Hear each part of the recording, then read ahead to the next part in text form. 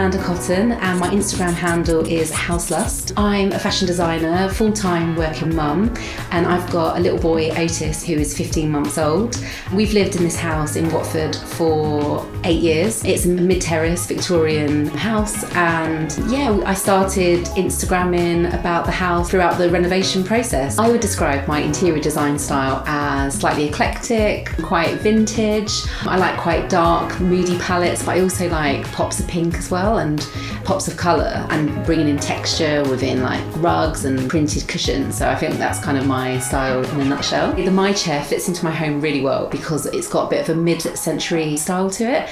The sustainable beech and birch wood, I love the fact that it's got that curved back, and the metal frame really kind of fits in with the kitchen vibe, and how I've got the chrome handles and the metalwork and the grey coloration of the padded seat. I feel like it really kind of sits really well with my kitchen. I love the comfort pack, the fact that you can switch it up. You can change the colours, so depending if you like change your kitchen or your dining room, you can like change the colour of that. And the fact that it's also machine washable is really, really handy, because Otis is always like flicking Weetabix and all sorts. So yeah, that's super handy too. I haven't compromised on style since I became a mum. It's something that was really important to me to make sure things didn't change. In fact, I feel like if anything, I've embraced the challenge even more so, in terms of like looking at stylish sort of pieces of equipment, like all that kind of baby paraphernalia, but making sure it kind of fits in with my home and with my personal style. And I've also really enjoyed decorating Otis's nursery as well, which has been really fun.